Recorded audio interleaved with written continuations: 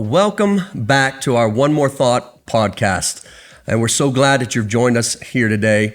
With me, I have my precious, lovely, hot Latina wife with me. It's always good. I've always have a great time sitting here and doing these podcasts with you. So we had fun this time. It was great. We had a great time. It's good. And so today we're actually going to continue some of the thought and one more thought from yesterday's message, which is titled Families That Honor. And this is our series, Habits of Healthy Families. And I want to start this morning, if I can. I want to read the scripture one more time, but it's found in Romans chapter 12, verse 10.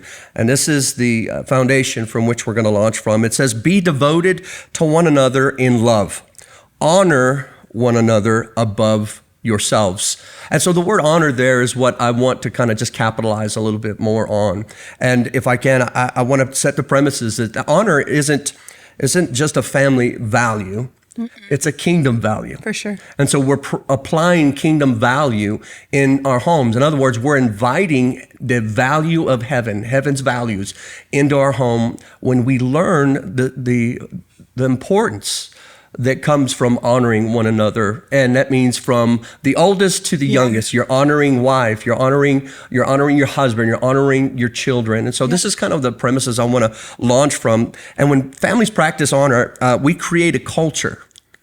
We create a culture that reflects heaven right here at home. This is what we've been taught to pray according to Matthew chapter 6, when Jesus tells the disciples, and he gives them this outline of prayer: "Our Father who art in heaven, hallowed be thy name." He says, "Thy kingdom come, your kingdom come on this earth.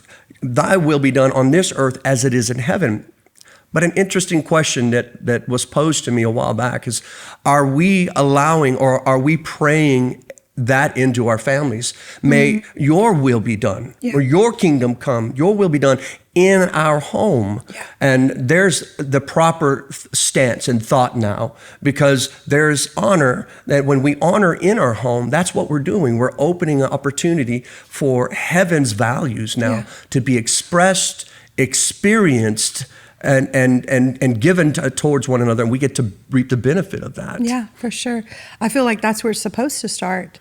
I think so often we do things backwards, and we think it's something that we should do at church or in the kingdom world, right? Mm-hmm. But actually, I think sometimes we get it backwards. It gets a little twisted. Yeah. It should be birthed from home. If we're not practicing these principles at home, it's not going to flow into the other. Right. It's hard to flow backwards. So I think if we're practicing it at home with our children, and it goes from the top to the bottom, then it's natural that this is how we live. This is a lifestyle. Yeah. It's not something that we do just whenever we feel like it. This is how we live.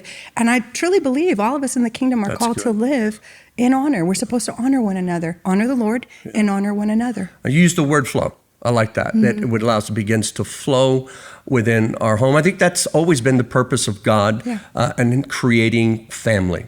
And we look back to Genesis. Yeah. Genesis, God didn't create a church. No. He wasn't establishing a church or an organization of some sort. He was establishing family. A family. And relationship. It's relationship. Yeah. You said flow, and I like that, because then the opposite of that is backflow. Backflow is never good, okay? Because, and let me read to you something here. I believe that we live in a world where sarcasm replaces sincerity, and criticism often comes quicker than encouragement. Honor becomes both rare, though, when we said it's a rare, but it's powerful, and we need to see it as such, because honor in the family is the practice of seeing and treating one another the way heaven does. Yeah. Right? It's the value that heaven assigns. There's a sermon that a good friend of ours and a co-worker, Pastor Jonathan, sent to us, and I loved the definition of honor. And the honor was basically the value that heaven assigns a person, and that's what you're supposed to honor. So what value does heaven place on you? Yeah. And what value does heaven place on me? And then when we're looking at in the family dynamic, what's the value that heaven places on our children as individuals? Yeah. And vice versa. And I think that I just heard that and I thought, man, that's such a great example of honor or definition of honor. Yeah. You know, and I think that when we honor one another, we're allowing ourselves to champion one another as well. For sure. Encouraging, becoming each other's biggest cheerleaders, encouragers, where in our home, when we're honoring, there's the affirming, that affirmation that happens. It's the nurturing factor that takes place that everyone needs, men and women, boys and girls. Yeah. And so when we do that, we're actually championing one another. Nikki, actually from the North Campus, and she's in our missions, she used an example when she was actually playing softball, and I thought this was really cool.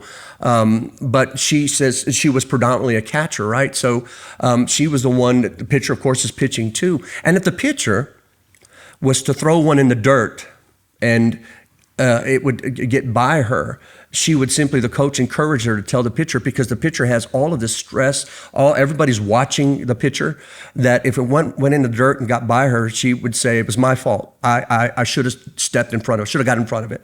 Or if the pitcher threw the ball too high and went over her head and she couldn't catch it, she simply would say, that was my bad, I should have caught that. Wow. It's really interesting how she puts this into perspective. And then also, if she was to pitch and someone would hit a home run, Nikki simply would tell the pitcher just to honor and to calm and to champion her by saying, I called the wrong pitch. Oh, wow. That was my fault. That's interesting. And this is honor at its finest. And I love that, because what we're saying is we're championing each other now. Mm-hmm. So when our kids are going through something, we're not just telling them, hey, you need to get over it. No, as honoring, what we're doing is helping them get through it. Absolutely.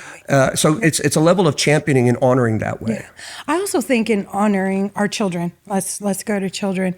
You know, the best way that our children learn how to forgive and how to learn just to live life in the kingdom is that parents, we have to model that. That's right. And early on in my years and going through just some healing processing moments, the Lord really encouraged me that when I messed up with my kids, my son and my daughter, that I needed to humble myself and ask them for forgiveness, to take accountability. And I didn't even realize it then, but that was honoring them as individuals. It didn't matter how young they were. It didn't matter, you know, if I could have said, I'm the mom, I'm right, you're wrong. But really recognizing and just humbling myself. And I think that's when I really started learning how honor works. Because then in turn, when they begin to grow and make errors of their own and fail and make mistakes and so on, all of us know who have had teenagers, we're past that stage, then they begin to come and ask us for forgiveness. What's so cool, and going back to the flow of things, is now we have grandkids. Our grandson, who is 8 years old, he'll be the first that if he does something, forgive me, I was wrong. But also too in love. Like he loves everyone. He hugs everyone. And I think the way we model honor, the way we model love, the way we model joy, the way we walk the way Jesus walked in our homes first, it really does flow. And that's how our children learn. And that's how it passes down from generation to generation. But we have to be the first as parents, as adults, to begin to do that. This also goes with you and me. Honor with you and me also looks the same way, because sometimes, well, all the time I think I'm right, but I'm not. I'm not always right. You are. But you know, it's also taking accountability, because so many times I think we apologize in marriages in the sense of, I'm sorry, but I did this because you did this, instead of, but I think true honor is, man, I understand the value that heaven has assigned to you. That's so good. And when I miss it, I need to take accountability and honor you in the sense of saying, forgive me, I was wrong. That's good. And leave it there. And I think that's such a good practice in the home too. It's humility, it's honor, it's all connected. And I think that helps families to help to work things out in the home when we're honoring. Because when we're honoring, we're offering a safe place. For our kids, for our spouses, because then we're not making it about ourselves. Because you got to remember, honor is you giving. Honor is it's not you just accepting. People are like, well, honor me. It's or respect me. You said you have to model that. And so when everybody's modeling that, if we're being intentional, in other words, about it, because that's what was one of our points, is honor starts with what we see. Yeah. You see, because we can't honor what we refuse to see with spiritual eyes. Because in our homes, we must intentionally see, you said this, the God image in one another, not just the roles Yeah. or the flaws. Yeah. And so even in the hard times, we've got to learn to honor. Yeah. And I'll tell you this, I believe what you said earlier is so true, Zeph. Honor starts in the home. It does. It has to. It does. It's just like we say, ministry starts in the home. That's so true. Yeah. We use phrases like revival starts in the home. And I believe that honor actually does. It starts Yeah. in the home. Yeah. And when we show honor, we show the value. Again, we're welcoming God's will, His kingdom come, His will be done Yeah. in our homes. Yeah. I was thinking about this the other day. I know we'd used this as an example, but like for instance, this is a $100 bill. Okay, so don't be too impressed. It's been a while since I've had a $100 bill cash. I don't really carry cash, but this $100 bill, of course, it's worth $100. Now, let's just say, for instance, if I took this $100 bill and I just crumbled it up, if I was to throw this around, step on it, do whatever, and it doesn't look like it once looked before. No. It's gone through some stuff, as you can see. It's gone through some things. But the value of it Still the same. is still the same. It Absolutely. hasn't changed. Yeah. And I want to encourage anyone who's listening here right now, in essence, you might be facing some of the hardest times right now in your home, things that have happened, and it's heavy. Yeah. And right now you might feel at a place of loss. But I want to encourage you that no matter what your home has been through thus far, it hasn't lost its value. Oh, that's so good. See, because God has a purpose in your home. Yes. And I believe that when we allow honor to exist, honor to operate in our home, I've said this time and time again, honor attracts the presence of God. It really does. And I believe that honor also too, like faith, is a currency in the kingdom. Yes. And what we do is allow then the power of God's kingdom in the honoring factor Yeah. to exist, to operate. And it's the Lord then that begins to honor the home in the process with His presence. Yeah. And it's through that we're able to get through things. So you may be going through stuff, but the value is still there. And I want to encourage you to see honor in a whole different way. It's not about being right. It's not even about being wrong. It's about just doing the right thing and honoring someone, whether they're your kids are in a bad place.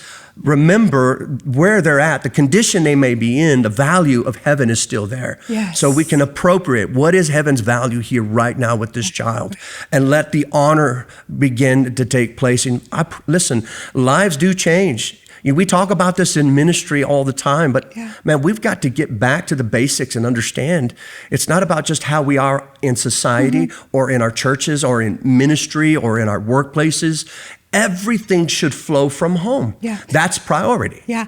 Well, I want to add, and I know this isn't something that we talked about, but early on in my years being married to you, one of the biggest arguments we used to have was that you would say, I don't honor you or respect. And that's something that men in the homes need. And I remember asking the Lord, how do I do that? Nobody's taught me. I didn't see that modeled in my own family. I come from a very broken home as well. And so it wasn't something modeled to me. And so I remember I heard this story about a pastor who went to a home. And literally he said that when he walked in, his friend had invited him. He went with his friend to this home to eat dinner. And the wife came straight to greet them at the door. And she literally postured herself in front of her husband and faced him as he was speaking to her. So then she hugged him. She greeted the pastor, the friend. Yeah. And then she went back into the kitchen to cook. Well, the husband began to speak again. And she stopped what she was doing, came out of the kitchen, faced him, and listened to him. And the Lord said to me, He said, this is how I want you to honor Josh. You see, most people don't know you're an introvert. Yeah. And so you've mastered how to be extroverted in ministry in front of people. But I live with a very different kind of guy. And so when you speak, the Lord has really alerted me to say that what you have to say when you speak is important. And so good. for me, honoring you, anytime you open your mouth, looks like me coming and giving you my full attention. Yeah. It looks like me facing you, making eye contact. My body posture isn't, I'm ready to run, but it's like, I'm giving you my full attention as my husband, because the value that you have, that you hold, that heaven has assigned to you, it means something to me. And over the years, we'll be celebrating 34 years at the end of, We've already actually celebrated. Yeah. June 29th was our 34th anniversary. Yeah. And we're headed to 35 after in Colombia. Is where so it's just that whole thing of honoring. So I also believe that it starts with marriage. So when mom and dad are okay and they're walking out kingdom principles, then the kids are so okay good, yeah. walking out kingdom That's true, though. principles. And our children would see that, and our children, they saw the dynamics, they saw the brokenness, but Yeah. then they saw the healing part of it. That's right. And they've learned from watching us as well. love that. And so for me, that and for all wives out there, honoring your spouse isn't complicated. It's paying attention, being aware, actually listening when your spouse is speaking. And there might be a challenge here because the thought might be, but he's not doing anything that's honorable. Yeah. Or vice versa. She's not doing anything that I see fit to honor, whatever the case is. Listen to this. Honor is not about what someone has earned. That's good. It's about what God has already declared. God's purpose of creating that person. Sometimes the very person, the thing that is in someone, will come to the surface based on the fact that we're celebrating, that we're championing, and we're honoring that person. See, because a lot of times what we do, the dishonor comes from the simple fact that you're not doing what I've asked you, or I don't like the situation that you're in, or the situation that you've brought us in. And we look at it and thinking, well, they don't deserve. And in essence, we think now it's about earning, and it's not about earning. Yeah. It's about just knowing that it is part of the kingdom and knowing that this is the proper stance that we're to take. Honor changes the atmosphere. It does. It Because it absolutely attracts the does. presence of God. Yeah. Honor grows where grace is practiced. And that goes hand in hand. Think about that. It goes hand in hand. Yeah. You know, in the same sermon that I was talking about, that I referred to a while ago, there was a statement that was made, and it kind of made me think. And it said, in order to dishonor someone, you literally have to step outside of the presence of God. Wow. Oh, man. And when I heard that, I rewinded it and heard it again. I was like, whoa, because that's not part of God's character. Yeah. That's not who he is. good. And so when we are intentionally dishonoring someone, we're stepping outside of the presence of God to do that. That's so good. Yeah. I love that. But I also think going to that point again, when we're honoring, we're releasing opportunity in the house, in the home, for husbands, wives, and the children to grow. Yeah. Because that's where grace abounds. It does. And I love it in light of how God sees us at times, you know, and that's one of the things that we've been challenged with, Zephyr and I both, and this is something we've talked about throughout the years, and sometimes we've got to stop in our tracks and remember, how does God see this situation? How does God see my wife? How does God see my son? How does God see my daughter? And when we start getting a glimpse, and if we care about that, I believe that the Holy Spirit helps to highlight the evidence, the thought, the perspective of God that he has towards our children, that he has towards our marriage and our home. But we've got to start seeing it as such. Yeah. Honor can be difficult Yeah. because our human nature steps in the way. Yeah. Honor is divine. It is. And that's why it's not just a principle in families, it's a principle of the kingdom. Yeah. And we allow God's kingdom, his authority, his divine and perfect will to inhabit within our home, because what we want is we want what God wants, Absolutely. not what we want from ourselves and being selfish about things. And so talking about honor in a home, I think is a huge thing. And I'm hoping that this is going to probably provoke some more conversation between spouses, between families, as you sit with your children at the dinner table, the breakfast table. Yeah. That you open this up and speak to one another. Start to practice honor. Watch the ambient, the atmosphere of your home begin to change. Absolutely. Your marriage begin to change. The way you parent begins to change. Because in essence, when we honor our families, we're honoring God at the same time. And it invites his presence into our homes. That's right. Into our lives. Well, I'm going to ask, Yet again, one more time, if you would, just go ahead and subscribe. Share this, share it, share it with your family and your friends and all those who need to hear things about family. This whole series about the habits of healthy families it's been a good one. It's been a really great, and it's something in the times and the days from which we really need to hear. Thank you so much for being a part of this. God bless you. We love you guys. We'll see you soon. Thank you, baby. Bye-bye.